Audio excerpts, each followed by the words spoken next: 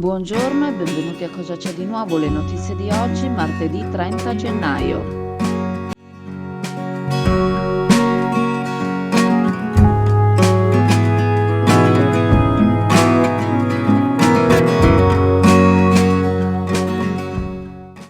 Ennesimo incidente ieri sera, questa volta a bordo dell'auto coinvolta non c'erano giovani ma due persone abbastanza avanti con l'età.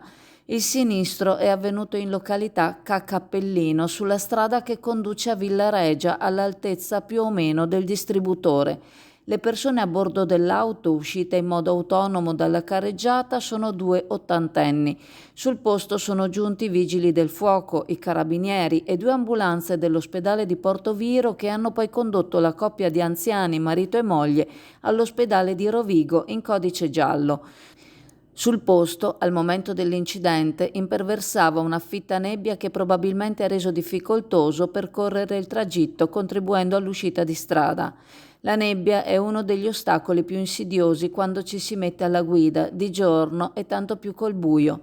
L'attenzione per chi guida deve essere massima ed è proprio con la nebbia che la segnaletica orizzontale dimostra tutta la sua importanza e diventa necessario provvedere a ripristinarla in breve tempo sulle strade appena asfaltate.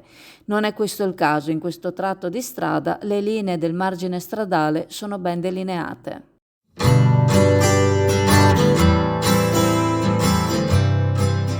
Dal 1978 a Borgo San Giovanni a Chioggia la pasticceria Serenissima propone la sua caffetteria, la sua pasticceria artigianale, dolce e salata e le gustose torte per tutte le occasioni e ricorrenze. Gusta la tua colazione alla pasticceria Serenissima con la sua selezionata caffetteria e le sue brioche artigianali. Pasticceria Serenissima a Borgo San Giovanni a Chioggia.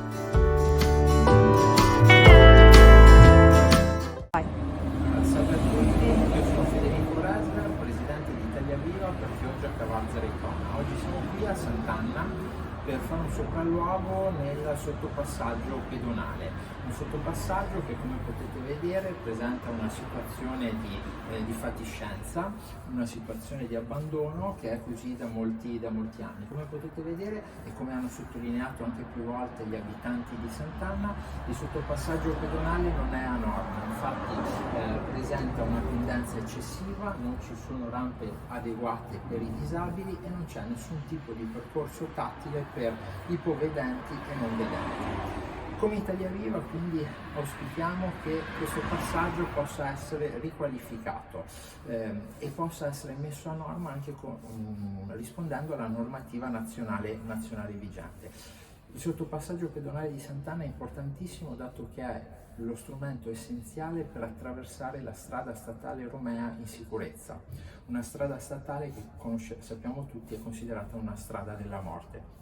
Quindi auspichiamo e confidiamo che il sottopassaggio pedonale, anche grazie all'impegno dell'amministrazione comunale, si possa riqualificare in tempi certi.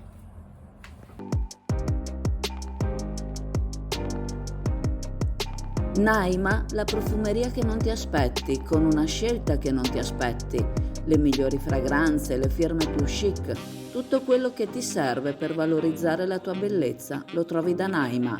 Scopri i prezzi di Naima, rimarrai piacevolmente sorpresa. Naima, in Corso del Popolo a Chioggia.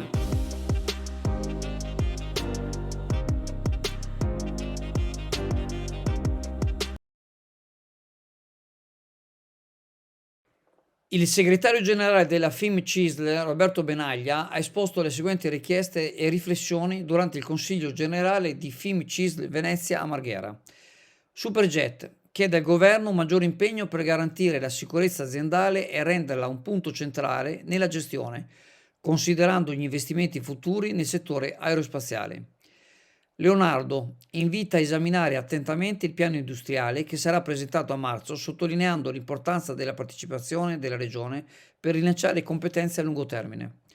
Porto Marghera e Fincantieri analizza il piano industriale di Fincantieri e la transizione verso metodi di produzione più digitali ed ecologici, esprimendo fiducia nella capacità dell'azienda di ottenere risultati.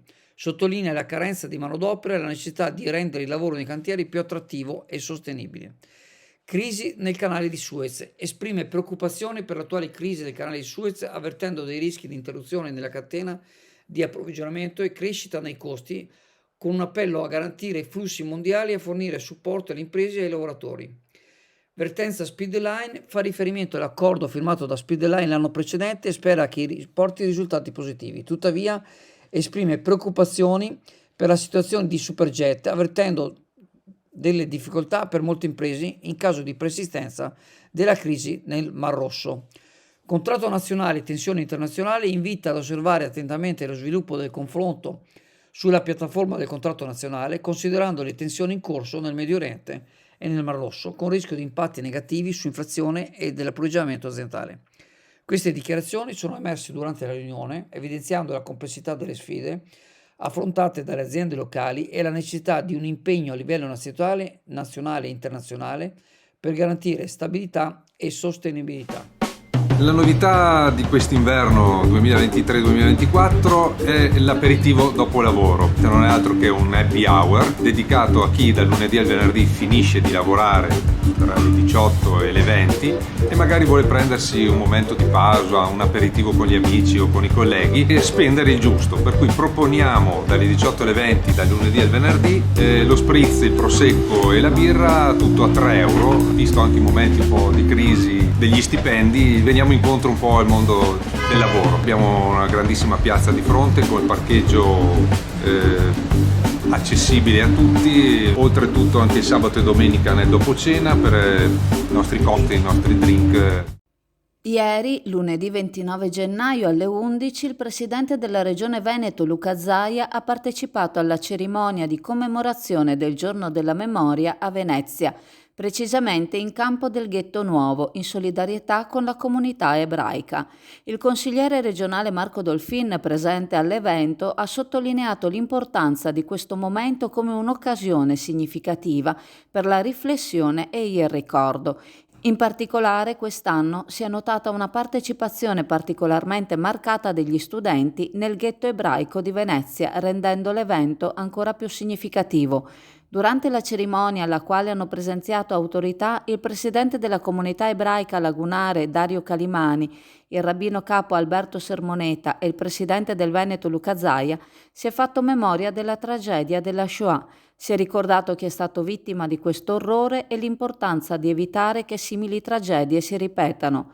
La consapevolezza di queste terribili vicende storiche è fondamentale per educare le nuove generazioni a prevenire futuri episodi simili.